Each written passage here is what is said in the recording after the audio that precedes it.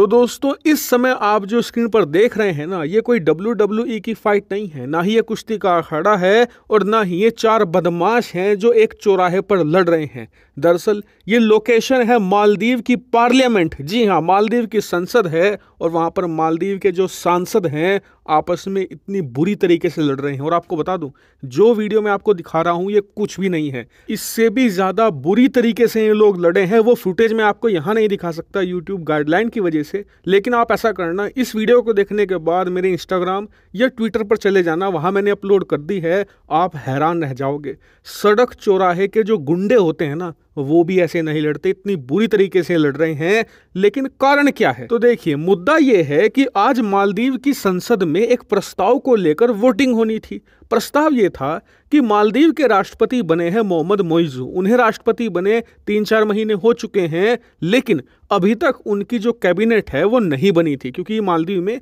राष्ट्रपति यानी कि प्रेसिडेंशियल सिस्टम के तहत वोटिंग होती है। वहां पर राष्ट्रपति के चुनाव अलग होते हैं, पार्लियामेंट के जो सांसद होते हैं उनके चुनाव अलग होते हैं। अब वो मोहम्मद मोइज़ू राष्ट्रपति तो बन गए, लेकिन राष्ट्रपति बनने के बाद वो भारत विरोधी कामों में इतने ज्यादा संलिप्त थे कि अपनी देश की कैबिनेट ही बनाना भूल गए। जी हाँ, आज तक वहां पर मंत्री ही नहीं बना। और इसीलिए जब मालदीव के लोगों ने सवाल उठाने शुरू किए कि यार, हमने तुम्हें राष्ट्रपति इसलिए बनाया है कि तुम हमारा डेवलपमेंट कर सको, हमारे भलाई के काम कर सको, हमारे यहाँ पर जो सुविधाएं हैं उन्हें इंप्रूव कर सको, लेकिन तुम तो ये कुछ कर ही नहीं रहे, क्योंकि आज तक तुमने किसी विभाग का कोई मंत्री तक नहीं बनाया।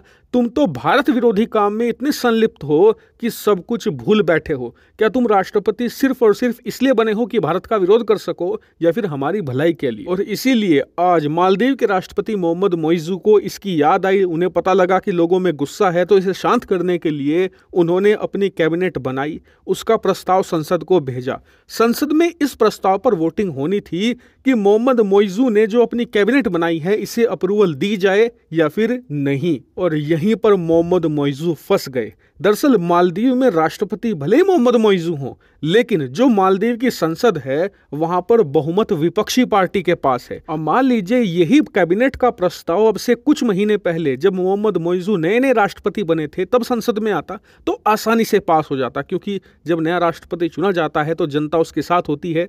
विपक्षी पार्टियां भी उससे भिड़ने की कोशिश नहीं करती। लेकिन कई महीने बीत चुके हैं, कई ऐसे मुद्दे उठे हैं राष्ट्रपति मोहम्मद मोइज़ू के खिलाफ जिससे जनता में उनके खिलाफ गुस्सा है। ऐसे में विपक्षी पार्टियों को लगा कि यार, ये हमारे लिए एक बड़ा मूवमेंट है, जनता हमारे साथ धीरे धीरे आ रही है, क्यों ना यहाँ पर मोहम्मद मोइज़ू को फंसा लिया जाए। और इसीलिए आज विपक्षी पार्टियों ने तय किया कि वो इस कैबिनेट को अप्रूव नहीं होने देंगे, मतलब इसे बनने नहीं देंगे, इसके खिलाफ बहुमत में वोट देंगे, जिससे कि ये कैबिनेट गिरे। अब मोहम्मद मोइज़ू की पार्टी को भी पता चला कि उनके प्रस्ताव को गिराने की पूरी कोशिश की जाएगी, तो इन्होंने क्या किया? इन्होंने सबसे पहले सांसदों के जितने भी माइक थे वो हटा लिए। उसके बाद जो स्पीकर था, जो विपक्षी पार्टी का ही था, उसे घेर लिया और उसे बोलने नहीं दिया। उसके बाद दोनों पार्टियों में झगड़े स्टार्ट हो गए, धक्का मुक्की, और फिर बात मारपीट और बालों को उखाड़ने तक पहुंच गई। इतना ही नहीं, इस मारपीट के दम पर ही मोहम्मद मोइज़ू ने तानाशाही रवैया दिखाया और अपनी पार्टी के कुछ जो मेन लीडर थे उन्हें कैबिनेट में अप्रूवल दिलवा दी। हालांकि बाकी अभी भी अटके हुए हैं, क्योंकि अप्रूवल उन्हें मिलने में मुश्किल हो रही है। इतना ही नहीं, इस मारपीट के बाद सत्ता पक्ष और विपक्ष दोनों के सांसद सड़कों पर आ चुके हैं, एक दूसरे के खिलाफ प्रदर्शन कर रहे हैं। और इस पूरी घटना से पूरा मालदीव दो गुटों में बंट चुका है, एक जो मोहम्मद मोइज़ू के साथ है, दूसरा जो विपक्षी पार्टियों के साथ है। इतना ही नहीं, इस पूरे मामले से चीन, जो पिछले कई महीने से लंबे लंबे प्लान बनाकर बैठा था कि मालदीव में अपना मिलिट्री बेस बनाएंगे, भारतीय सेना को उखाड़ फेंकेंगे, भारत के जितने भी डेवलपमेंट के प्रोजेक्ट चल रहे हैं मालदीव में उन्हें बंद करवाकर उन्हें भारत से छीनेंगे, वहां पर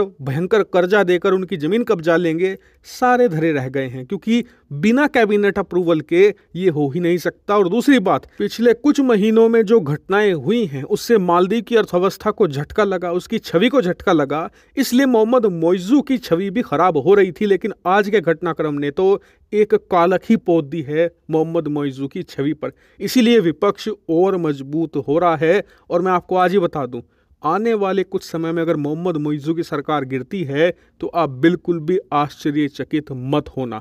हालांकि इस पूरे घटनाक्रम पर मेरी नज़र है, जैसे ही कोई खबर आएगी सबसे पहले यही मिलेगी, इसलिए आप चैनल को सब्सक्राइब कर लेना।